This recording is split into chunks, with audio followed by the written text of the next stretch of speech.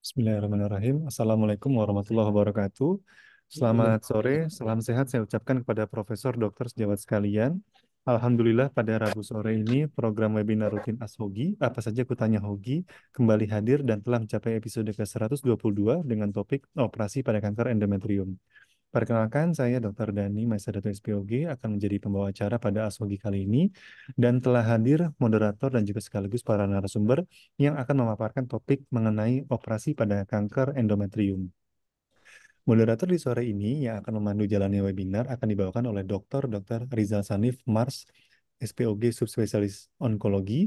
Beliau adalah staf pengajar aktif dan konsultan onkologi ginekologi di Divisi Onkologi Ginekologi Departemen Obstetri dan Ginekologi Fakultas Kedokteran Universitas Sriwijaya, RSUP Dr. Muhammad Husin Palembang.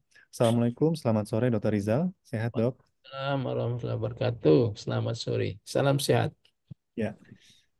Yang kemudian narasumber pertama yang akan menyampaikan paparan pada sore hari ini adalah Dr. Indra Yuliati, SPOG Subspesialis Onkologi. Beliau adalah konsultan onkologi ginekologi sekaligus staf pengajar aktif di Fakultas Kedokteran Universitas Airlangga, RSUD Dr. Sutomo Surabaya. Assalamualaikum, selamat sore Dr. Indra. Sehat, Dok? Salam warahmatullahi wabarakatuh. Selamat sore. Alhamdulillah sehat, dokter. Ya, Alhamdulillah. Dan narasumber kedua kita di sore ini adalah Dr. Irma Safitri CH Rashad, spesialis obstetri ginekologi, subspesialis onkologi, magister kesehatan. Beliau adalah staf pengajar aktif dan juga konsultan onkologi ginekologi Fakultas Kedokteran Universitas Hasanuddin, RSUP Wahidin Sudirohusodo Makassar. Assalamualaikum, selamat sore Dr. Irma. Assalamualaikum warahmatullahi wabarakatuh. Selamat sore. Ya, Ya, baik dok. Dan seperti biasa sebelum acara dimulai akan ada sambutan dari Hogi yang pada kesempatan kali ini akan disampaikan langsung oleh Dr. Ali Budi Harseno, spesialis obstetri ginekologi, subspesialis onkologi. Beliau adalah staf pengajar aktif dan juga konsultan onkologi ginekologi di Rumah Sakit Hasan Sadikin Bandung, sekaligus sebagai wakil ketua umum Hogi. Kepada Dr. Ali kami persilakan Dokter. Baik, terima kasih Dr. Indra. Assalamualaikum warahmatullahi wabarakatuh. Waalaikumsalam warahmatullahi Puji syukur kehadirat Allah Subhanahu wa taala yang pada sore hari ini memberikan kita kesehatan dan kesempatan untuk bertemu dan bertatap muka lebih tepatnya ya, bertatap muka untuk diskusi bersama dalam acara Ashoki. Apa saja kutanya hoki dan alhamdulillah sudah masuk ke edisi 122. Hal yang digagas oleh Hoki untuk memberikan sharing ya baik keilmuan maupun pengalaman kepada teman-teman baik SPOK maupun para dokter sekalian yang akan membantu para teman sejawat sekalian di dalam praktek sehari-hari. Rasanya diskusi pada hari ini akan sangat menarik. Kenapa? Karena kanker endometrium makin lama makin meningkat insidensinya ya. Dan tindakan operatif apa saja yang akan dilakukan tentu menjadi bahasan yang cukup menarik pada sore hari ini. Tentu hadir di sini dua narasumber yang cukup handal, sudah diperkenalkan oleh moderator tadi, ya dari Surabaya sama dari Makassar. Yang Persebaya sama PSM Makassar ini. Dipandu juga oleh Dr. Rizal Sanif, Kak Rizal. Saya kira tanpa berlama-lama lagi, kita awalin saja diskusi operasi pada kanker endometrium pada asal kali ini. Kita awali dengan ucapan Bismillahirrahmanirrahim. Mudah-mudahan semua apa yang kita berikan menjadi amal ibadah. Terima kasih. Bila taufiq walhidayah. Wassalamualaikum warahmatullahi wabarakatuh. Waalaikumsalam warahmatullahi wabarakatuh. Terima kasih Dokter Ali atas kata sambutannya. Saya juga ingin mengucapkan selamat datang kepada sejawat sekalian. Para sejawat yang telah hadir secara online akan mendapatkan sertifikat terakreditasi ID dan kami mengundang sejawat sekalian untuk aktif bertanya baik melalui raise hand atau mengetik di kolom chat kepada narasumber. Baik, tanpa memperpanjang waktu lagi, saya persilakan kepada Dr. Rizal untuk memandu jalannya webinar sore ini. Kami persilakan Dokter.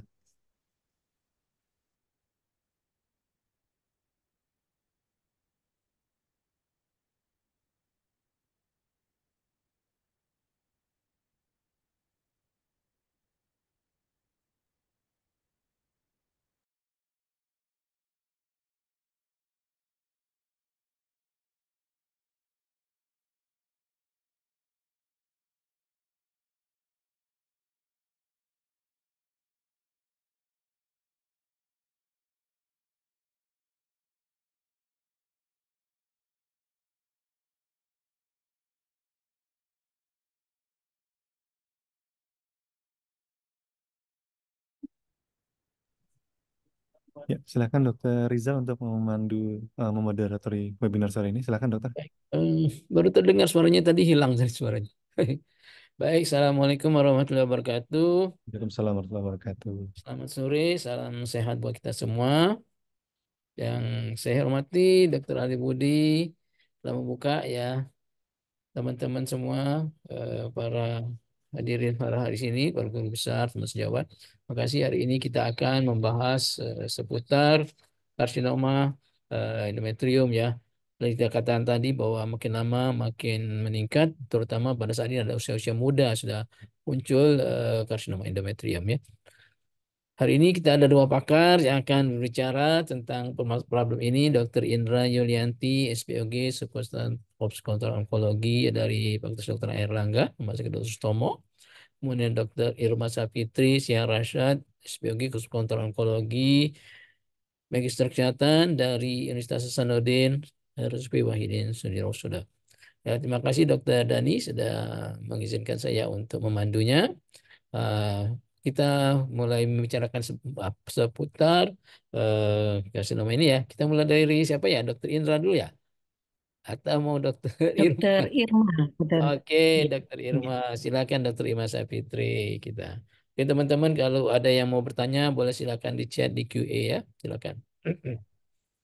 Ya, Assalamualaikum warahmatullahi wabarakatuh. Selamat sore. Selamat sore Dokter Ali, Dokter Rizal, Dokter Ibrayul. Ya, hari ini mungkin saya akan membawakan sedikit dari kebetulan saya percaya kan untuk membawakan materi tentang operasi pada kanker endometrium.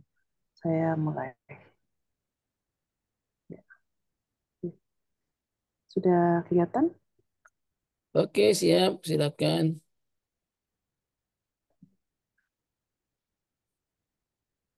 Ya, ya, oke, baik. Jadi seperti kita ketahui untuk kanker endometrium sendiri bahwa berdasarkan Globokan 2020 kanker endometrium itu di seluruh dunia meningkat, sudah sangat meningkat tajam. Dan bahkan kalau kita lihat di Amerika, di Asia Tenggara kasusnya sudah sangat meningkat dan bahkan kematiannya pun semakin tinggi. Di Indonesia sendiri kita tahu bahwa kanker endometrium sendiri tercatat hampir sebanyak 7.700 kasus baru dengan 2.626 kasus kematian yang ada. Nah, latar belakangnya kita tahu bahwa sekitar 90% untuk kanker endometrium ini ditemukan pada usia yang cukup tua ya, di usia lebih daripada 50 tahun.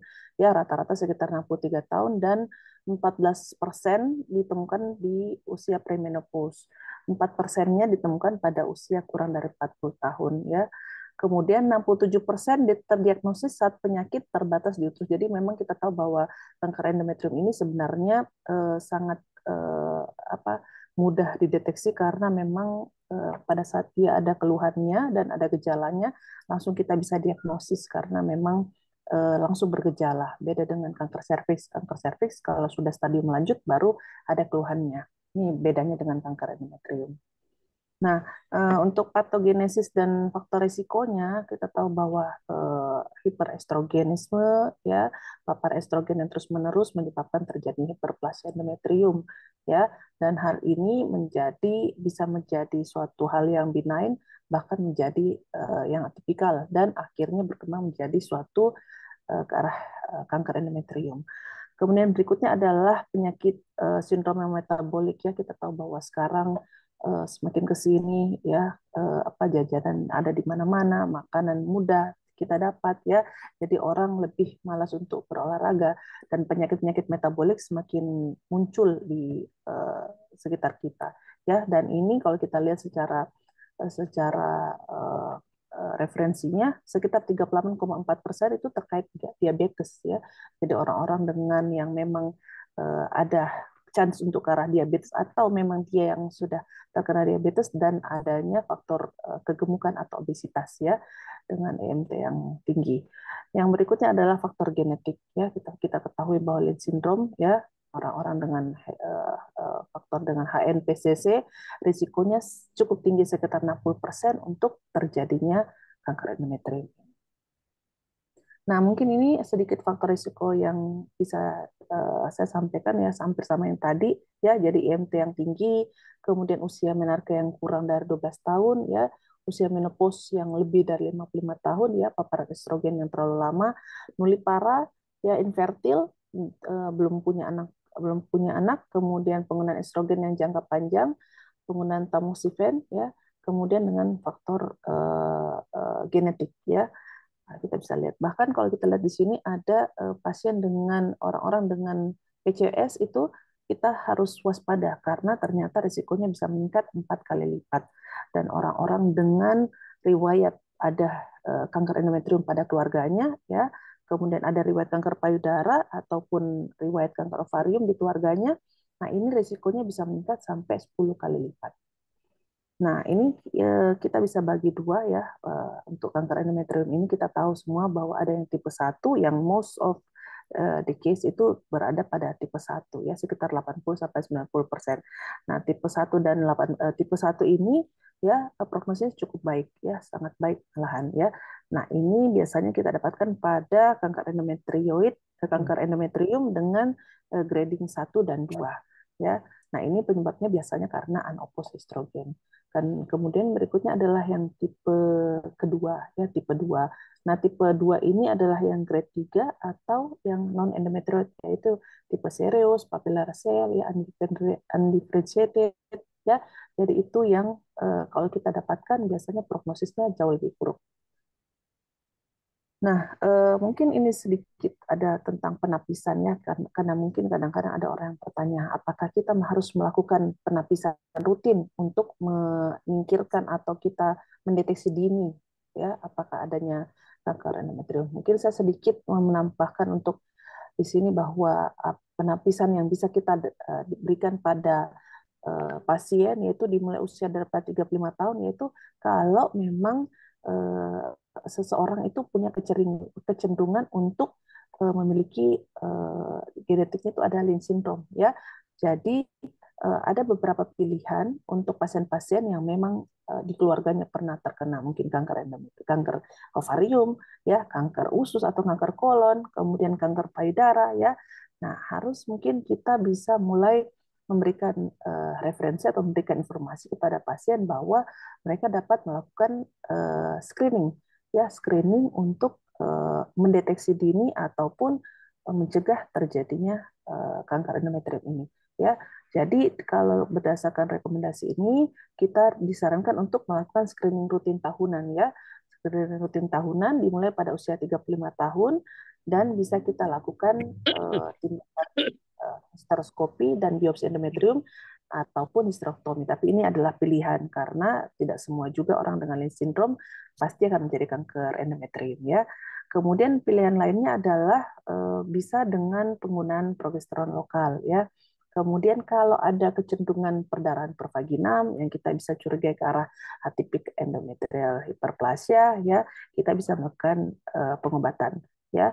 Dan mungkin pilihan buat pasien bahwa dengan adanya risiko ke arah endometrium, kita bisa melakukan inform consent pada pasien untuk melakukan hysterektomi dan juga melakukan ovarektomi bilateral. Nah, seperti kita ketahui bahwa gejala klinis apa yang biasanya pasien ketahui, ya. Jadi pastinya dengan keluhan perdarahan uterus pervaginam, perdarahan uterus ya abnormal ya. Jadi perdarahan pervaginam biasanya yang sedikit ya, atau bahkan yang banyak, atau mungkin haid di luar siklus ya. Jadi kalau ada seperti itu harus memang kita waspadai ya. Mungkin bisa saja dia ke arah endometrium. Kemudian keluhan yang lain adalah nyeri perut ya. Kemudian ada discharge ya, bisa keputihan ya, keputihan terus-menerus, dan yang berikutnya bisa terjadi teraba massa. Ini dalam keadaan mungkin sudah terjadi pembesaran daripada uterus. Nah, pemeriksaan penunjang apa yang bisa kita lakukan untuk yang kita curigai untuk arahnya ke arah endometrium ya. Jadi kita bisa melakukan bisa menyarankan pasien untuk melakukan USG. USG di sini adalah USG transvaginal. Dengan USG transvaginal kita bisa melihat irregularitas daripada endometrium ya. Kalau kita lihat endometrium yang tebal, kemudian sudah tidak reguler ya, irregularitas, kemudian ditambah lagi mungkin pada saat kita ukur ketebalan endometriumnya mungkin sangat tebal ya, orang dengan menopause kita lihat ukuran endometrium sekitar di atas 1,5 ya, 1,7 ya, kita harus mencurigai, apalagi kalau kita lihat kontinuitas di ultrasound, kita lihat ada sesuatu ya, kita harus curigai. Jadi kita bisa menyarankan pasien untuk melakukan kuretase diagnostik untuk kita menegakkan ya apakah ini suatu penebalan endometrium yang biasa atau memang sudah ke arah endometrium ya. Kemudian imaging yang lain yang kita bisa lakukan di sini adalah dengan MRI ya. Jadi dengan MRI kita bisa lihat soft tissue ya sangat akurat ya. Dan dengan adanya MRI ini kita bisa langsung menentukan juga stadium daripada kanker endometrium, dan ini akan membawa kita kepada penatalasan kanker endometrium yang komprehensif ya. Jadi penentuan stadium praoperasi ini sangat membantu kita ya. Jadi pada saat melakukan penatalasanan, apakah penatalasan kita ini cukup dengan yang minimal saja atau yang biasa atau mungkin perlu sedikit radikal ya. Jadi itu tergantung dari preoperatif kita. Nah, tentu saja kalau pasien dengan adanya perdarahan pervaginam kita bisa menyarankan pasien untuk bisa melakukan biopsi ya, biopsi endometrium ya, bisa kita melakukan histeroskopi ya. Histeroskopi kadang-kadang karena dengan kuret blind saja kadang-kadang mungkin kita tidak dapat sel kanker yang kita tidak mendapatkan sel kanker yang kita inginkan ya. Atau paling bagus sebenarnya kita bisa guiding dengan histeroskopi. Jadi kita bisa melihat kira-kira ke arah mana daerah endometrium itu yang memang sangat mencurigakan ke arah sel kanker, itu bisa kita lakukan untuk kuretase dengan guiding dengan histeroskopi ya. Kemudian tentu saja dengan pencitraan, tadi saya sudah jelaskan tentang ultrasound ya, ultrasound transvaginal adalah satu pilihan, MRI juga ya, laparoskopi diagnostik bisa menjadi satu pilihan, tetapi kalau memang kita mau melakukan operasi ya mungkin kita bisa lanjutkan dengan laparoskopi dengan operasi ya. Penanda tumor bisa kita berikan ya, mungkin kita bisa memakai CA125, itu pun pada keadaan-keadaan tertentu. Tidak semua pasien dengan kanker endometrium kita bisa atau perlu untuk melakukan pemeriksaan dengan CA125. Nah, ini ada juga dengan pemeriksaan genetik. Mungkin nanti Dr. Yul menjelaskan lebih jauh tentang masalah genetik pada kanker endometrium ini. Nah, ini adalah mungkin saya sudah beberapa kali dari ASHOGI itu sudah jelaskan tentang adanya klasifikasi terbaru dari Vigo ya untuk kanker endometrium ini ya, karena kita tahu bahwa kanker endometrium ini sangat pesat perkembangannya ya. Jadi dulunya kanker endometrium dia stadiumnya stadium 1A, 1B, kemudian 2A, 2B, kemudian sekarang 2023 mulai ada lagi perkembangan dari stadium yang baru. Jadi dia perkembangannya itu sudah stadium 1A, 1B, 1C, kemudian stadium 2-nya 2A, 2B, 2C ya. Kemudian adanya juga dengan dengan adanya pemeriksaan genetik ya, kalau kita lihat ya dengan genetik. Jadi untuk melihat adanya penentuan stadium itu bukan hanya dari hasil operasi saja, tapi dengan pemeriksaan molekuler ya kita lakukan ya. Tapi nanti mungkin dari kita lihat di sini ya, kalau kita lihat sini penentuan stadiumnya itu dengan penemuan molekuler ya. Jadi mungkin ke depannya ya kita bisa mengadopsi ini, tapi ya memang di satu sisi juga ya keterbatasan kita ya untuk jadi kadang-kadang mungkin kita masih sudah bisa mengadopsi ini kalau memang kita sudah mampu dengan pemeriksaan molekuler, tapi kalau tidak mungkin kita bisa pakai stadium yang sebelumnya gitu ya. Oke. Nah, mungkin untuk penentuan stadium untuk endometrium ini ya tentu saja dengan surgical staging ya. Jadi surgical staging untuk kanker endometrium ini tentu kita bisa lakukan operasi ya dengan total abdominal hysterectomy dengan limfadenectomy bisa pelvic dan paraortic ya. Bahkan di luar sudah dilakukan sentinel lymph node ya. Kemudian kita bisa lihat bahwa penentuan stadiumnya bisa lihat dari risiko rendah apakah ini risiko rendah atau risiko tinggi. Kalau dia risiko rendah dengan invasi miometrium kurang dari 50% dan ukuran tumor kurang dari 2 cm dan grade-nya 1 atau 2. Ini bisa kita tegakkan sebenarnya sebelum preoperatif ya. Jadi bukan post operatif ya, bisa kita tegakkan. Jadi kalau kita sudah tahu di preoperatif bahwa ini risiko rendah dengan invasi miometrium kurang dari 50%, kemudian terbatas di dalam endometrium, ya mungkin kita bisa mikir bahwa ini masih di stadium awal. Kalau dia resiko tinggi dari hasil kurektase kita ternyata grade-nya grade 3, kemudian kita sudah melihat dari USG ternyata ada invasi miometrium yang mungkin dalam dan bahkan sudah terdapat keterlibatan di serviks ya, ataupun histologinya dari hasil kuretnya itu serius atau clear cell, kita harus berpikir bahwa ini adalah suatu kanker endometrium yang high grade. Nah, tentu saja dengan untuk kanker endometrium terapi standarnya itu adalah dengan histrektomi ya, angkat kandungan, total abdominal hysterectomy dengan bilateral salpingopectomy dan lymph node staging ya.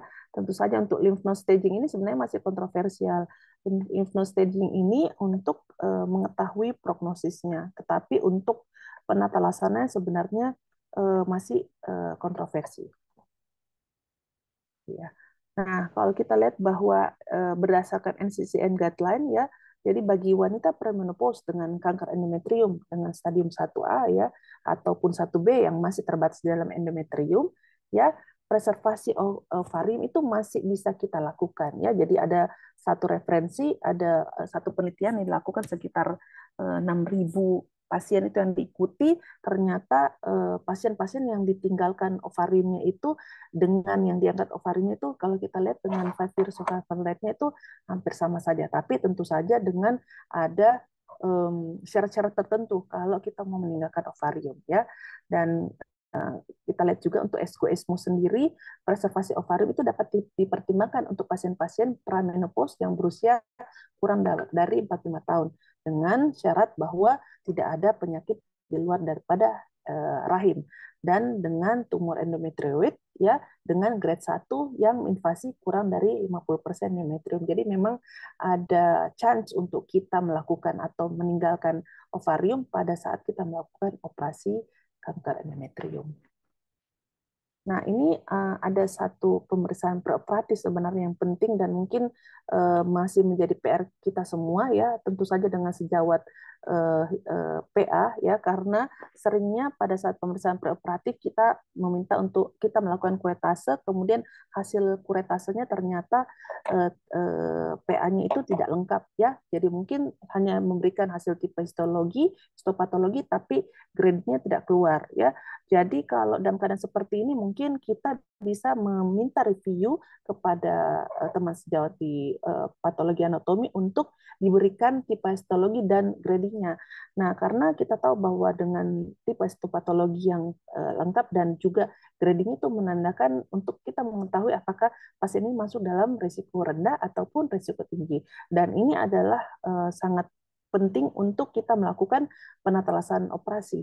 Ya, karena tentu saja kalau dia gradingnya rendah, ya pasti penata laksananya bisa kita lakukan total abdominal hysterectomy simple, ya mungkin kita bisa kita meninggalkan ovarium kalau memang masih usia masih di bawah 40 atau di bawah 45 tahun, tapi kalau di atas itu ya dengan mungkin dengan tipe yang histopatologi yang mungkin papillary, serous, ya clear cell, ya kita tahu bahwa prognosis sangat buruk, ya tentu saja kita tidak akan bisa meninggalkan ovarium ya, ataupun bahkan pasien-pasien yang ingin mempertahankan fertilitasnya tentu saja tidak bisa masuk dalam kategori ini. Nah, untuk manajemen pembedahan untuk stadium 1 mungkin apa Dokter Yul nanti melanjutkan, Dokter Yul? Boleh pakai Ya, slide-nya. ya, saya lanjut slide-nya Dokter Yul ya. Ya, saya Terima kasih next. Dokter Irma. Ya, saya lanjut ke Dokter Yul. Maaf. Amit. Ya, ini fertility sparing. Ya, oke. Ya, monggo Dokter Yul. Terima kasih untuk menghemat waktu. Jadi saya sharing sama Dokter Irma. Seperti kita ketahui tadi bahwa kanker endometrium itu kanker yang terjadi pada lapisan dari endometrium. Ini sering terjadi pada sering ditemukan pada stadium awal. Slide berikutnya. Ya. Saya coba cari ini baru di update April 2024 ya. Di sini dari up to date dikatakan bahwa untuk rekomendasi bahwa untuk pasien kanker endometrium itu selain dikerjakan komplit evaluasi, kita juga harus betul-betul menanyakan histori. Tadi sudah diterangkan sama Dokter Irma tentang kemungkinan dari hereditary. Dalam hal ini misalkan Lynch syndrome. Terus kemudian kita melakukan physical examination, endometrial sampling, semuanya sudah. Dan jangan lupa kita untuk melakukan torak foto ya, untuk mengetahui apakah ada metastasis jauh. Terus kemudian sebaiknya juga dikerjakan dalam hal ini abdominal dan pelvic imaging. Tadi sudah disebutkan Dokter Irma, salah satunya dengan bisa USG, bisa dengan MRI. Ya. Slide berikutnya. Ya. Kalau kita lihat di sini, ini tabel 1 tadi yang dimaksud yang berhubungan dengan genetic assessment ya pada pasien uterine cancer yang di sebelah kanan, slide berikutnya. Terus kemudian kalau kita lihat di sini, surgical staging yang disarankan adalah dalam hal ini total abdominal hysterectomy, bilateral salpingo-oophorectomy, dan lymphadenectomy. Seperti kita ketahui bahwa kelenjar bening yang terlibat pada kanker endometrium itu adalah yang di kelenjar getah bening yang ada di pelvic ya. Dalam hal ini bisa di iliac pelvic ya yang internal maupun yang di eksternal sehingga kita melakukan pelvic lymphadenectomy dan apabila dia termasuk yang resiko tinggi atau high risk kita kerjakan sampai para aortic lymphadenectomy. Slide berikutnya. Ya. Ini tadi sudah dibahas sama Dokter Irma tentang Vigo staging yang terbaru tahun 2023.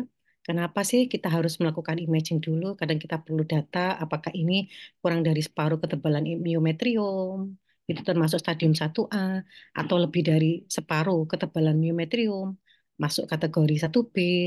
Lah, kenapa sih kok harus dilakukan BSO? Karena kalau semisal pada hasil eh, kita melakukan operasi, kemudian dari hasil PA ditemukan ada infiltrasi atau penyebaran sel kanker itu sampai ke ovarium atau tuba falopi, maka stadiumnya menjadi 3A1. Terus kemudian apabila dia sudah menyebar sampai ke pelvic lymph node, maka kita nyebutnya stadiumnya 3C1. Sedangkan kalau sudah sampai ke para aorta, maka stadiumnya kita menyebutnya 3C2. Jadi eh, kepentingan-kepentingan kita melakukan operasi mulai dari THBSO, kemudian apa namanya pelvic lymphadenectomy sama para aorta karena di sini untuk menentukan dari staging pada CA endometrium itu sendiri. Slide berikutnya. Ya. Ini footnote-nya yang ada di bawah tadi, slide berikutnya. Saya coba ambil yang penting. Di sini dikatakan bahwa kanker endometrium itu surgically stage dan dibutuhkan pathological pemeriksaan patologi anatomi ya. Jadi dalam hal ini tadi diperlukan pada semua stadium itu untuk mengetahui dari grade-nya, terus kemudian mengetahui histological type-nya, terus kemudian LVSI itu sebaiknya kita minta karena ini untuk menentukan bahwa apakah pasien itu membutuhkan terapi tambahan atau enggak. Apabila available ya, maka kita bisa mengerjakan pull mutation, kemudian mismatch repair deficiency ya, terus kemudian kita juga bisa mengerjakan P53 abnormal. Cuman karena pemeriksaan pull mutation itu mahal, sehingga paling sering kita bisa hanya mengerjakan P53 ada mutasi atau enggak. Ini dengan pemeriksaan imunohistokimia biasa. Sedangkan dengan pemeriksaan MR defisiensi atau MSI, microsatellite instability, itu di salah satu laboratorium di Indonesia sudah bisa dikerjakan. Jadi kalau kita ingin tahu apakah pasien ini ada MSI, ya, maka pasien ini setelah operasi, oh kita bisa memberikan pemberian imunoterapi. Pada pasien-pasien kanker endometrium pada yang stadium awal, ya standar surgery-nya tadi dengan total histerektomi dan bilateral salpingo-oophorectomy dikatakan bahwa penggunaan dengan laparoskopi approach itu lebih lebih disarankan seperti itu. Terus kemudian tetapi pada jenis-jenis patologi anatomi tertentu kita harus melakukan surgical staging-nya itu sampai melakukan omentektomi, biopsi peritoneum dan sebagainya. Misalkan pada kasus misal di sini serous papillary, kemudian karsinosarkom, slide berikutnya. Terus kemudian clear cell, terus kemudian ini jenis yang karsinosarkom yang merupakan high grade, ini sebaiknya kita eh, apa namanya kerjakan secara surgical staging ya. Terus kemudian untuk yang endometrial cancer yang non agresif itu yang bagaimana? Itu biasanya yang grade 1 atau grade 2 dan dia masuk kategori low grade. Jadi nanti mungkin ada pertanyaan, oh saya sebagai seorang SPOG umum itu boleh ngerjakannya yang sampai bagaimana sehingga saya tidak perlu mengerjakan pelvic lymph node dissection seperti itu ya. Pada kasus-kasus yang dia early endometrial cancer, tipenya endometrioid yang eh, grade 1 dan 2 dan dia low grade, maka ini bisa dikerjakan oleh sejawat semua. Slide berikutnya. Ya, kalau kita lihat di sini tadi sudah dibahas sama Dokter Irma mengenai ini tabel 3 ya, stadium pada Vigo. Nanti kalau misalkan ada ketemu pasien, oh si A endometrium 2C mutasi P53 abnormal seperti itu. Itu sudah mulai kita gunakan ya di Surabaya, kita sudah eh, bahasanya rutin mengerjakan pemeriksaan P53 sejak 6 bulan ini, sehingga kalau ada diagnosa seperti itu kita enggak apa namanya enggak usah bingung, oh kok disebut ada MP53 karena pasien ini sudah dikerjakan P53, jadi kalau misal dia ada P53 maka dia dikatakan di sini adalah poor prognosis. Jadi kalau di bawah dikatakan bahwa good prognosis itu apabila dia ada pool mutation, sedangkan kalau intermediate prognosis itu pada yang ada defisiensi mismatch repair atau microsatellite instability ya sama yang golongan SMP, sedangkan yang poor prognosis adalah yang mutasi P53. Slide berikutnya. Kalau kita lihat di sini pada pasien-pasien yang metastatik ya, pada pasien-pasien yang metastatik kita tetap bisa mengerjakan operasi, tapi di sini fungsinya adalah untuk definitif diagnosis, bisa untuk paliatif ya, bisa juga untuk memperbaiki dalam hal ini misalkan pasien datang berulang kali karena perdarahan untuk mengambil sumber perdarahan tersebut. Slide berikutnya. Slide berikutnya. Slide berikutnya. Dokter Irma. Aku yang ya dok?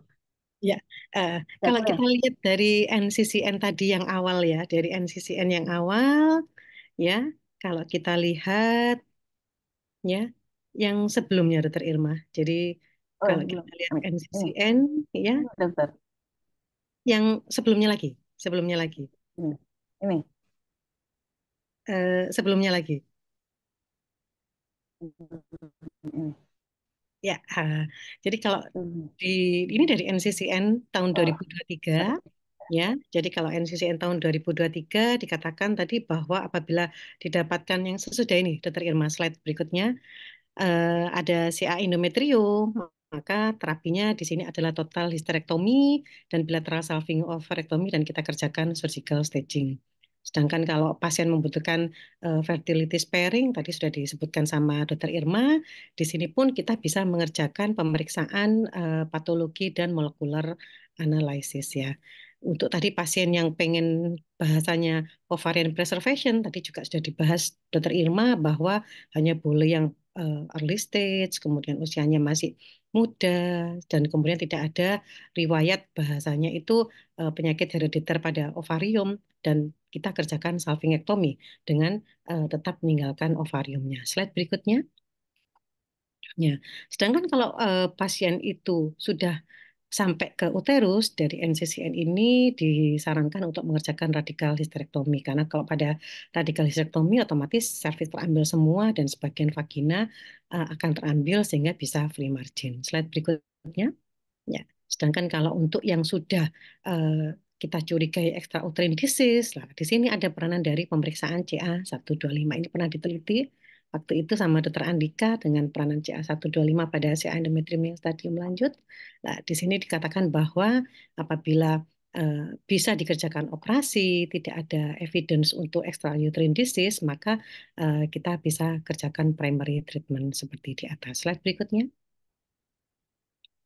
Ya, dari NCCE di sini dikatakan bahwa testing untuk melakukan pemeriksaan genomik itu bisa kita kerjakan pada saat dari hasil biopsi atau dari dilatasi dan kuretase. Jadi kita bisa tahu dari awal prognosis pasien ini bagaimana berdasarkan data hasil pemeriksaan kita untuk spesimen endometrium sebelumnya. Jadi mungkin ini bisa kita terangkan ke pasien apabila dia bahasanya itu kita bisa memberikan pengobatan yang lebih spesifik, yang lebih presisi, yang lebih targeted sehingga nanti bisa bermanfaat untuk kesembuhannya dan terapinya nanti akan sesuai dengan mutasi yang terjadi pada pasien tersebut. Slide berikutnya.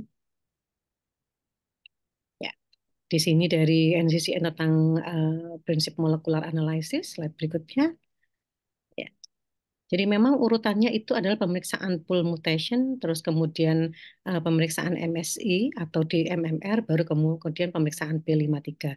Tetapi karena pemeriksaan pool mutation itu masih harganya mahal di atas 45 juta, sehingga kita balik.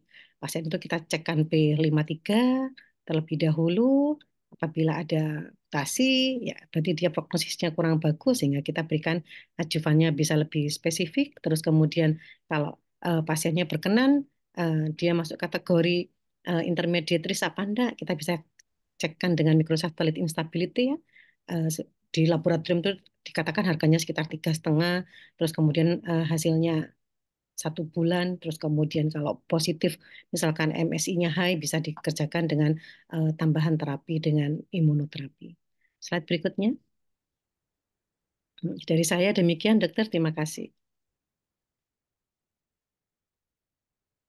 Baik, terima kasih Dr. Irma dan Dr. Indra sudah memberikan asupan kita kepada para peserta semua ya. Saya lihat sudah ada lebih dari 130 ya peserta yang hadir ya.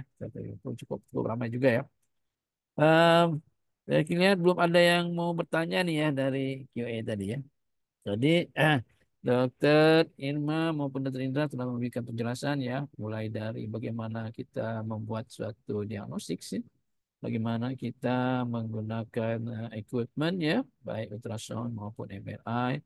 Dan yang paling penting tadi dari anamnesis tadi adalah history ya, history. Nah, mungkin bisa dijelaskan kembali tak ya, sambil menunggu nih mengenai history dan sindrom ini ya. Apakah memang kalau dia ada Lynch syndrome, tetapi tidak ada kelainan pada endometriumnya. Tapi usianya misalnya cukup tua, karena dia mengerti, saya mau disterektomi saja ya. Bagaimana ya? Nah, bagaimana kita ya mendapat seperti itu ya? Mungkin saja ada pasien yang bersedia karena dia well educated gitu ya. Kita siapkan. Nanti apakah kita menyalahin gitu ya? Orang normal kok kita sterektomi seperti itu ya. Oke, ada asupan juga dari tentang itu ya kali ya. Sambil menunggu ada yang bertanya enggak nih? Dokter Irma atau silakan Dokter Indra. Dokter Irma atau saya Ya, atau boleh. Ya, ya. Boleh, boleh. Ya, boleh Boleh. saya, dokter. Ya, Oke, terima kasih, dokter. silakan. Ya. Ya, jadi kalau lihat dari slide saya sebelumnya sebenarnya itu sudah dijelaskan bahwa memang pasien-pasien dengan riwayat adanya genetik Lynch syndrome ya, kemudian dengan usianya itu di atas 35, itu memang kita bisa melakukan screening, dokter. Jadi kita bisa melakukan screening, kemudian bahkan screeningnya itu bisa kita melakukan walaupun pasien dengan atau tanpa keluhan, itu kita bisa melakukan evaluasi per tahun. Kita bisa oleh evaluasi dengan melakukan ultrasonografi, USG transvaginal, ya bahkan dari beberapa referensi mengatakan mungkin dia lebih apa ya, pendekatannya lebih frontal bahwa bisa dilakukan kuretase untuk memastikan atau mengetahui apakah memang ada kecenderungan ke arah endometrium. Bahkan bila pasien memang berkehendak bahwa dia memang sudah ada di dalam keluarganya, sudah ketahuan bahwa oh memang sebelumnya sudah ada kena CA, mungkin CA payudara atau CA kolon, bahkan kalau ada permintaan untuk ke arah sana, walaupun tidak ada gejala, mungkin kita bisa memberikan inform concern ya bahwa kemungkinan-kemungkinan bahwa ini kita bisa tetap lakukan histerektomi ya, kalau pasiennya memang sudah tidak membutuhkan fertilitas ya, dengan usia yang mungkin di atas sudah 35 tahun, kemudian anak sudah cukup, kemudian memang sudah ada apalah ditambah dengan ada faktor-faktor risiko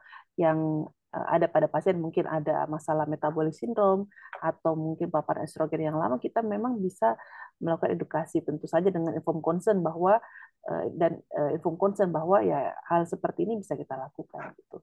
Jadi mungkin menurut saya untuk informed choice untuk pasien yang untuk menginginkan untuk diangkat kandungannya dalam keadaan ini, kalau memang tadi saya bilang bahwa cukup anak, kemudian usia sudah cukup, ya kita mungkin bisa memberikan terapi seperti itu. Jadi dengan histerektomi, gitu mungkin dokter. Baik, Mungkin terima ada kasih. tambahan dari dokter Yul. Ya, ada mau tambahan, silakan.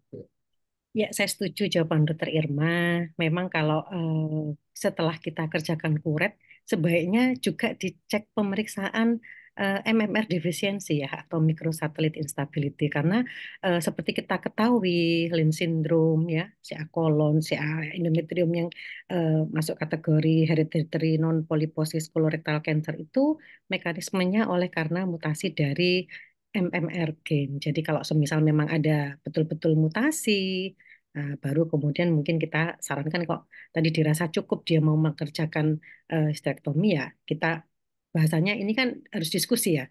Tapi Iya, kalau misalkan dia dengan microsatellite instability-nya itu semisal tinggi, lebih dari 2 yang bahasanya terdeteksi, ya kalaupun misalkan sakit, kita bisa berikan imunoterapi pada pasien ini. Jadi eh, bahasanya terapinya itu tidak harus selalu terapi radikal. Jadi kalau semisal memang ini ada mutasi, nah, kita bisa tawarkan dengan pemberian pembrolizumab seperti itu. Terima kasih, Dokter. baik. Artinya kalau memang kita pasien PUA nih di kuret, tapi tidak ada si endometrium gitu ya. Apakah mungkin nggak kita menawarkan kepada pasien kita periksa aja dulu yuk MMR-nya atau P53, karena Lynch syndrome kemungkinan ketemu ya, itu di endometrium ya, walaupun endometrium normal deh. Bisa nggak seperti itu? Kalau di endometrium normal, asalkan di riwayat Hmm. keluarganya itu Iya, ada riwayat seperti itu, bisa kita kita sarankan, dok. Sama seperti kalau kita iya, menawarkan pasien untuk melakukan pemeriksaan mutasi BRCA ya, iya, seperti itu. Jadi kalau ada riwayat keluarga, kita bisa sarankan karena memang mekanismenya lewat mutasi dari ini tadi gen MMR ini. Jadi memang karena apa ya, si endometrium itu perkembangannya cukup luar biasa. Kalau dulu itu iya. stadium klinis ya. Oh, sondenya lebih dari 8 senti atau kurang dari 8 senti, terus kemudian diberikan apa namanya, radiasi yang intrakaviter ya, dulu pakai radium Mm-mm. seperti itu, baru kita kerjakan histerektomi. Terus mulai tahun 1988 ada Vigo, pakai surgical staging, dan sekarang pun sudah mengarah ke arah genomik. Jadi nanti memang terapinya pada pasien endometrium itu nanti akan berbeda-beda ya tiap tiap pasiennya. Begitu, dokter, saya rasa. Nah, kita buka Q&A nih, ada pertanyaan ya. Pertanyaan dari Muhammad Freddy Chandra Sitepu. Saya bertanya. Pertanyaan pertama, apakah suspek endometrium dapat langsung dilakukan surgical staging tanpa harus melakukan endometrial sampling terlebih dahulu? Nomor dua, berapa lama sebaiknya si endometrium early stage harus segera hamil pasca konservatif surgical staging yang melakukan fertility sparing? Nah, bagaimana monitoring dan kapan kelanjutan complete surgical staging? Nah, silakan dulu, siapa dulu? Ya, Ya, silakan. boleh ya. Ya, Boleh silakan. saya, Ibu dokter. Irma Ya, dulu. jadi Irma, ya. eh, pertanyaannya, kalau apakah suatu kan kita kecurigaan, ada pasien dengan kecurigaan endometrium, apakah kita bisa langsung melakukan surgical staging? Kalau masalah bisa, sebenarnya bisa, tetapi akhirnya kita melakukan operasi dengan tidak terarah. Ya, jadi mungkin dari slide saya tadi dikatakan bahwa sebaiknya memang kita memiliki guidance untuk pada saat kita melakukan operasi. Jadi pasien dengan perdaan uterus abnormal, ya sebaiknya kita harus lakukan kuretase untuk menentukan tadi histopatologinya apa, kemudian gradingnya apa, apakah ada LVSI atau tidak. Karena kalau grade-nya tentu saja kalau dia grade-nya masih di bawah grade 1, grade rendah ya, risiko rendah, grade 1 atau grade 2 dengan tipe yang endometrioid, mungkin kita bisa lakukan simple hysterektomi. Tetapi dengan kalau kita temukan dengan ternyata histopatologinya dia suatu ke arah yang type 2 ya, clear cell, papillary cellular cell ya, itu tentu saja kita mungkin bisa memikirkan untuk melakukan operasi, bahkan operasi seperti pada ovarium. Jadi kita bisa melakukan complete surgical staging. Jadi bisa dengan melakukan omeklektomi. Kalau kita temukan ada asites kita ambil. Jadi uh, sebaiknya memang kalau kita melakukan ya operasi harus kita memiliki guidance ya, guidance dari histopatologi dan juga dari imaging supaya kita tidak melakukan operasi yang berulang kepada pasien ya, dan sampai kita ternyata hanya cuma mengambil uterus saja, ternyata grade-nya sudah tinggi ya, kemudian mungkin sudah ada penyebaran ke tempat yang lain, ke jauh, ternyata kita cuma melakukan simple hysterektomi. Jadi kalau menurut saya tetap kita sebaiknya melakukan kuretase diagnosis terlebih dahulu. Kemudian pertanyaan berikutnya, boleh saya lanjut ya, Ya, dokter? tunjukkan, silakan. Ya, berapa lama sebaiknya si endometrium early stage harus segera hamil? Jadi kalau pasien kita lakukan fertility sparing treatment pada pasien dengan si endometrium, tentu saja dengan syarat-syarat tertentu sebaiknya pasien harus hamil langsung ya. Jadi apa namanya, dalam 6 bulan itu harus hamil. Kalau setelah 6 bulan ternyata tidak terjadi kehamilan dan kemudian kita melakukan pemantauan, kan setelah kita melakukan pemberian terapi kita melakukan pemantauan biasa dengan USG, kita lakukan kuretase, ternyata penyakitnya masih ada ya, sel-sel di endometrium masih ada, harus kita informkan kepada pasien untuk kita lakukan hysterektomi itu. Jadi kapan sebaiknya, yaitu tadi langsung hamil dan batasannya sampai 6 bulan gitu. Mungkin itu dari saya, dokter. Mungkin dokter Rio ada tambahan, dokter? Ya, dokter. Ya, Dokter mau saya menambahkan, sangat silakan. setuju dengan jawaban dokter Iya. Irma. Ya, jadi memang sebaiknya kita melakukan endometrial sampling terlebih dahulu, dokter. Jadi ini juga, maaf ya, ini berhubungan dengan masalah hukum ya. Jadi Ya. apabila kita melakukan penanganan yang tidak standar dan sebagainya, terus kemudian kita bermasalah di hukumnya, kita kan menyalahi SOP ya. Jadi itu kepentingannya kita itu mengerjakan endometrial sampling terlebih dahulu itu apa? Dengan endometrial sampling itu nanti kita bisa minta tulisan ke dokter PA, minta tolong grade-nya, minta tolong LVS-nya itu ada atau enggak, seperti itu. Kalau semisal dia hanya menyebutkan apa namanya endometrial karsinoma, nah, seperti itu. Kalau endometrial karsinoma, kalau dia grade-nya grade 3, ya dirujuk saja supaya pasien itu mendapatkan penanganan yang lebih bagus. Terus kemudian kalau dia itu hanya endometrioid karsinoma, tapi ternyata dia itu grade-nya masih grade 1, ya. Terus kemudian dari hasil pemeriksaan yang lain-lain itu kok sepertinya enggak rasanya enggak ada penyebaran kemana-mana, torak fotonya bagus, semuanya bagus ya. Kita bisa kerjakan TAH PSU biasa. Tetapi kemudian dari hasil PA setelah operasi, nanti sebenarnya itu baru keluar. Oh, ternyata sudah sampai ke serosa. Maka stadiumnya kan jadi beda. Jadi kalau sudah sampai ke serosa kan sudah masuk kategorinya sudah eh, 3 ya. Terus seperti itu. Jadi ada banyak hal yang harus kita kerjakan sesuai SOP supaya kita tidak menyalahi dan kemudian kita aman dari sisi hukum. Terus kemudian pertanyaannya tentang fertility sparing pada kanker endometrium yang bagaimana dan follow up-nya bagaimana, tadi yang sama dokter Irma juga yang pertanyaan kedua sudah sudah dijawab ya. Baik. Terkadang pasien-pasien dengan PUA ya, yang belum menikah nih, belum menikah ya, punya faktor risiko kemungkinan si endometrium kan. Nah, misalnya obesitas ya, atau dia PCO gitu, tapi belum menikah nih, tapi kita curiga. Tentunya kita harus ngambil sampel ya, tetap ya. Apa bagaimanapun juga kita tetap ngambil sampel begitu ya. Bagaimana kira-kira ya kalau teman-teman sejawat kita nih, waduh ini kan nona, bagaimana ya sih saya bisa ngambil sampelnya begitu ya. Kemungkinan itu kan bisa saja ya. Mungkin ada yang mau menambah, silakan. Sangat sering dok jawaban saya. Iya. Wanita-wanita yang belum menikah tapi usianya di atas 40 tahun. Oh, seperti itu ya. Kita terangkan bahwa kita tidak bisa, bahasanya, mengetahui tindakan kita nanti tidak bisa maksimal kalau kita eh, tidak melakukan kuretase. Tapi memang ada yang betul-betul istilahnya itu gimana ya dok? Nanti saya tuh belum pernah koitus loh dok seperti Iya itu ya. itu. Kalau saya ya setelah saya kerjakan kuret, terus nanti ada robekan gitu ya, saya jahit gitu aja, jahit dengan fikril gitu, mana yang robek sehingga nanti himpennya tetap intak. Hanya untuk bahasanya dia merasa oh saya masih belum pernah jadi eh, dia secara apa namanya aman, dia merasa nyaman dan saya pun bisa nyaman juga karena saya mendapatkan bahan PA itu tadi. Begitu dokter yang saya kerjakan Ya, saya ya. repair. Iya, kalau ada pengalaman Dokter Irma gimana? Ya, setuju dokter dengan dokter Yul. Jadi kalau saya lihat bahkan semakin ke situ yang muda-muda itu yang umur 30, 28, 25 yang dengan obesitas itu memang ada kecenderungan ke arah sana. Jadi mungkin ada satu mungkin kasus saya ini yang agak apa namanya?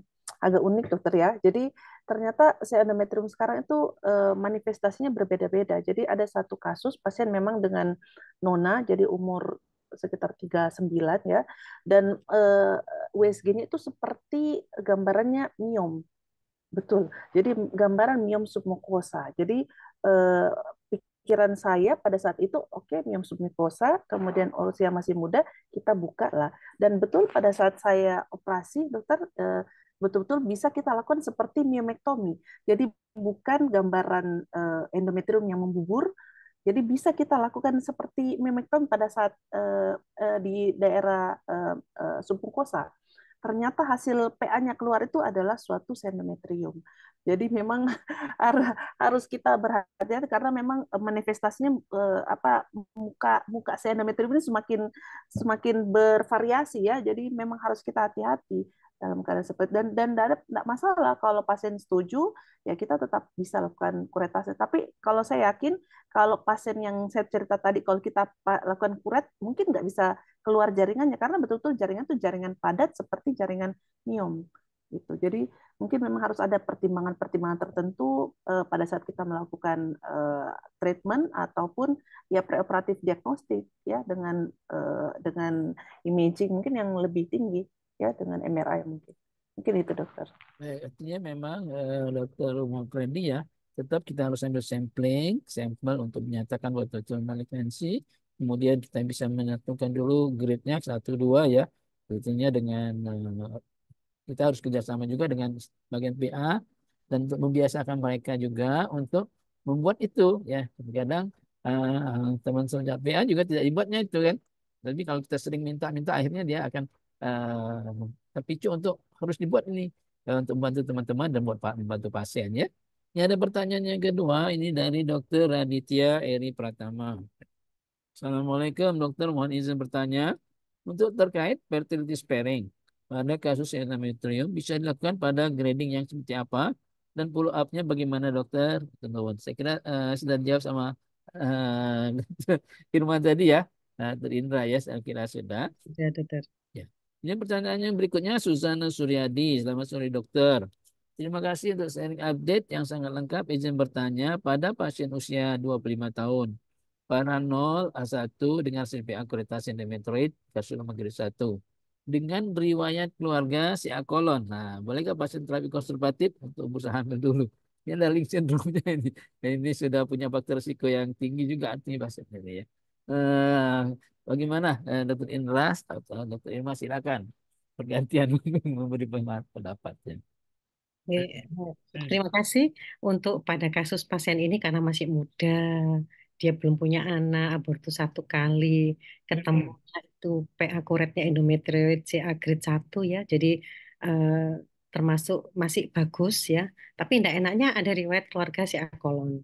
Nah, karena ada riwayat keluarga si akolon seperti ini ya kita harus pastikan ya kita mungkin diskusi ke pasiennya bahwa eh, ya ini kemungkinan untuk termasuk tadi Lynch syndrome tadi apa ndak sebaiknya yang hasil kuretnya kemarin tuh kita cekkan eh, bahasanya MMR defisiensi atau microsatellite instability seperti itu. Kalau misalkan pasiennya berkenan itu hasilnya lebih bagus ya. Terus kemudian lagi pasiennya kita tawarkan untuk pemeriksaan MRI, dokter. Dengan pemeriksaan MRI, nanti kita bisa mengetahui eh, apa namanya infiltrasinya itu separuh atau kurang dari separuh atau lebih dari separuh ketebalan dari miometriumnya. Karena kan kalau semisal apa namanya dia dari MRI-nya itu ternyata sudah bahasanya itu sudah sampai jauh lebih dari separuh miometrium lah kan untuk kehamilan itu kan butuh di lapisan endometrium ya jadi akan terjadi juga akan sulit hamil tetapi penyakitnya akan tetap menyebar ke mana-mana seperti itu jadi kita harus diskusikan dengan pasiennya kadang kondisi-kondisi seperti ini ya menuntut kebesaran hati ya, termasuk pasien dan pasangannya bahwa oh mungkin tidak bisa bahasanya punya anak, tapi ada opsi mungkin adopsi dan sebagainya. Tapi kalau semisal ternyata dia ketebalannya kurang dari separuh miometrium, di stereoskopi itu hasilnya bagus. Nah, tadi ada beberapa terapi ya, Dokter Irma yang bisa diberikan ya. Yang apa tadi? Dua step apa-apa tadi. Mungkin Dokter Irma yang bisa melanjutkan. Terima kasih. Ya, Ya, terima kasih dokter. Jadi sebenarnya untuk fertility sparing treatment ya kembali lagi bahwa harus kita lihat secara holistik. Jadi harus ada fertility wish dari pasien. Jadi memang pasiennya yang ingin. Jadi kalaupun memang dia anggaplah dia stadiumnya 1, grade-nya grade 1 di bawah kurang dari 50% myometrial invasion, kalau sudah ada endometrium pasiennya tidak ingin, ya kita harus angkat karena memang pilihannya itu adalah dengan histerektomi bukan dengan menyimpan gitu ya. Jadi seperti itu. Jadi kalau step-stepnya tadi ya kita bisa berikan obat dulu ya biasanya bisa pemilihannya dengan medroxyprogesterone asetat itu 600 sampai 800 mg ya kemudian kita bisa berikan setiap hari itu kemudian kita evaluasi ya dalam 3 bulan 3 bulan dulu kemudian 6 bulan setelah itu kita bisa lakukan histeroskopi ulangan histeroskopi sambil kita melakukan kuretase ya jadi kembali lagi dalam 6 bulan tidak hamil pilihannya itu memang adalah kita melakukan histerektomi. Apalagi kalau tadi dokter Yul juga bilang, kalau umpamanya kita lakukan pemeriksaan genetik ternyata memang ada yang positif. Anggaplah dilakukan P53, ternyata P53-nya positif. Ya artinya prognosisnya buruk. Ya jadi sebaiknya memang pilihan-pilihan ini dan informasi seperti itu harus semuanya kita berikan kepada pasien. Jangan sampai kita tidak berikan informasi itu nanti di belakang kita sudah lakukan histerektomi, nanti pasiennya malahan nanti belakang kita jadi kena lagi. Padahal tujuannya itu kan kita membantu pasien gitu. Jadi memang harus memberikan informasi seluas-luasnya kepada pasien tentang pilihan-pilihan terapi yang terbaik buat mereka. Saya rasa seperti itu, dokter. baik, terima kasih ya, Dokter Irma dan Dokter Indra. Ini pertanyaan yang lain tidak ada ya. Nah, bagaimana misalnya kalau kita mau operasi konservatif dengan dikasih Propera atau katakanlah medroxyprogesterone ya. Bagaimana dengan pemakaian GnRH ya? Agonis atau antagonis masih memungkinkan nggak ya pada kasus-kasus yang pengen konservatif? Kira-kira seperti tadi kan kita evaluasi dah. Setelah kita memberikan 6 bulan kita evaluasi, ternyata tidak ada respon. Masih tetap ya. Apakah ada tindakan lain nggak kita untuk konservatif ya? Misalnya dengan ablasi atau apa begitu ya? Ya. Ada pengalaman seperti itu enggak ya, Dokter Indra, Irma atau Indra?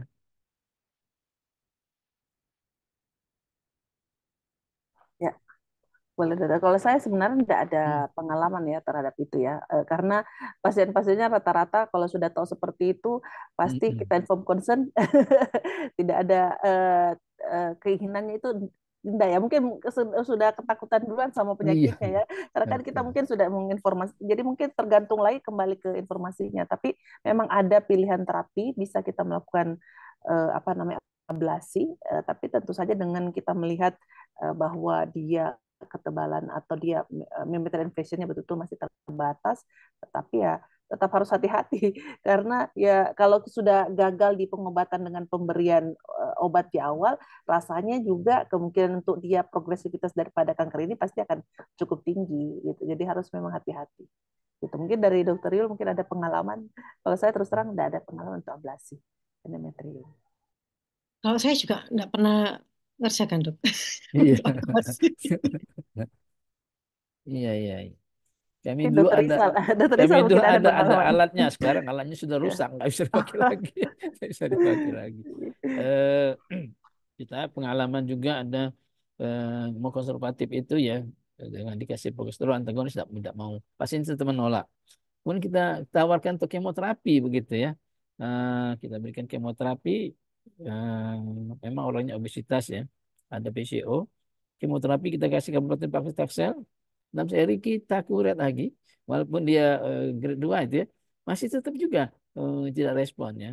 Artinya ya apa boleh buat ditawarkan kepada pasien. Tidak ada pilihan, saya bilang begitu. Nah, dia berpikir lama-lama dia berdarah lagi akhirnya ya apa boleh buat katanya. Tidak ada pilihan. Kadang-kadang kasus-kasus yang dilema seperti itu kita akan temukan juga ya dalam kehidupan sehari-hari ya gitu ya. Nggak ada lagi yang bertanya. Apa lagi yang mau di-sharing kan untuk SPG umum tadi ya, yang dia bisa. Kira-kira yang mendukung teman-teman sejawat kita di daerah bahwa dia bisa melakukan histerektomi gitu ya. Pada kasus endometrium seperti Bu Indra tadi ya. Satu, dia bisa mendiagnosa dengan baik. Ya. PA-nya nih yang bagaimana dengan PA-nya, bisa bekerja sama dengan PA. Dan kadang kita ada pengalaman lah ya, teman-teman sejawat kita di daerah itu PA-nya tidak kuat begitu ya. Untuk, atau malah tidak ada patologinya aja. Patologinya dikirim kemana begitu ya. Sehingga salah satu kendala kita membuat diagnosa dengan baik ya. Ada masukan lagi pesan-pesan buat teman kita sejawat SPOG yang di daerah lah. Kalau di kota dia biasanya langsung konsultasi saja gitu ya. Kalau lagi di Surabaya udahlah kasih saja ke onkologi Surabaya gitu gitu kan di kota besar ya. Kayak Makassar atau Palembang juga sama. Ya kan udahlah kirim aja. Nah, tapi kan di daerah menjadi mempunyai keterbatasan gitu. Oke, dari statement penutupnya dari Lutfi Indra atau Irma silakan. Sudah Ya, ya mungkin sedikit dokter. Jadi kanker endometrium kalau saya lihat ya ini trennya itu sangat bagus, dia punya prognosisnya. Tapi sekali dapat yang nggak bagus benar-benar progresif. Jadi memang nggak bisa kita sepelekan penyakit ini. Jadi memang harus kalau dari awal kita sudah dapatkan ya memang info concernnya adalah kita harus angkat kandungan ya.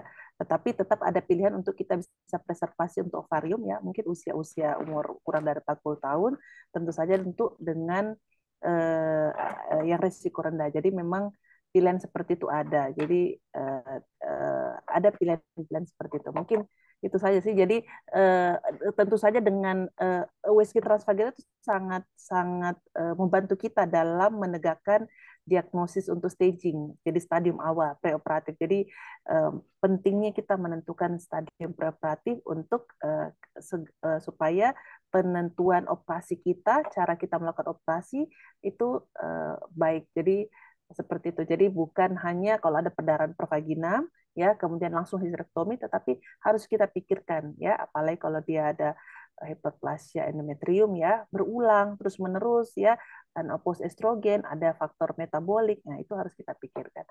Mungkin itu saja dokter dari saya. Mungkin terima dari dokter kasih. Rizal ada tambahan. Terima ada tambahan.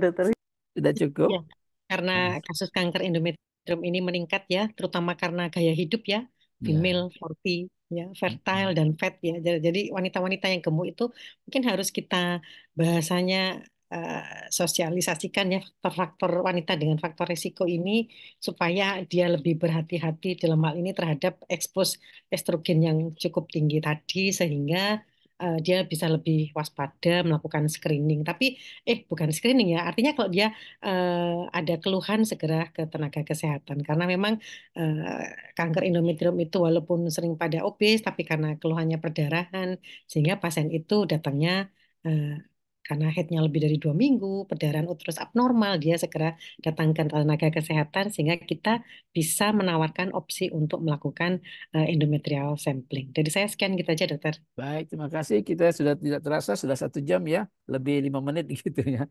Kita terima kasih kembali kepada kita ucapkan pada kedua bicara yang telah banyak memberikan masukan penjelasan buat para peserta sekalian ya. Saya sudahi tutup kembali acara ini. Saya kembalikan kepada Dr. Dani. Silakan Dr. Dani. Baik, Terima kasih kepada Dr. Rizal yang telah memandu acara webinar sore ini. Dan saya juga ucapkan terima kasih kepada Dr. Indra dan Dr. Irma yang telah memaparkan ulasan dan diskusi terkait penanganan operasi pada pasien dengan kanker endometrium. Sebagai resume bahwa pasien dengan kanker endometrium memang memerlukan diagnostik dari pemeriksaan hasil biopsi spesimen endometrium, dilanjutkan dengan pemeriksaan imaging untuk penentuan stadium preoperatif yang nantinya akan menentukan jenis tindakan operasi apa yang perlu dilakukan pada pasien. Apakah ada pertimbangan isu fertilitas atau tidak? Apakah tindakan cukup angkat rahim dan kedua indung telur atau sampai dilakukan limfadenektomi atau debulking?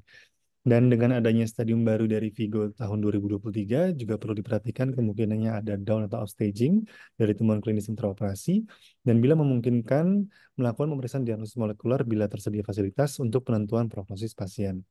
Dan saya ingin mengingatkan sejawat sekalian untuk berpartisipasi dalam acara ilmiah ASGO 2024, meeting di Bali pada tanggal 29 November hingga 1 Desember 2024. Kegiatan ini meliputi kegiatan workshop yang akan dimulai pada tanggal 28 November, dilanjutkan dengan kongres dengan mengundang pembicara internasional seperti David Sibula dan juga Anna Faguti. Dan untuk registrasi, para sejawat sekalian dapat mengakses ke web www.asgo2024bali.org atau men-scan barcode yang terlampir di monitor. Dan saya harapkan juga kepada sejawat sekalian juga dapat kembali bergabung di ASHOGI episode ke-123 yang insya Allah akan diselenggarakan pada hari Rabu depan tanggal 29 Mei 2024 jam 15.30 dengan topik operasi pada kanker ovarium. Untuk ASHOGI yang minggu depan, sejawat sekalian dapat mendaftar secara online melalui link bit.ly/ASHOGI huruf kapital semua /123. Dan tidak terasa sudah 1 jam lebih webinar ini berlangsung. Izinkan saya undur diri. Mohon maaf bila ada kesalahan atau kekurangan dalam ucapan atau sikap selama acara ini berlangsung. Semoga apa yang kita ikuti pada sore ini menambah keilmuan kita dan dapat diterapkan dalam praktik klinik sehari-hari.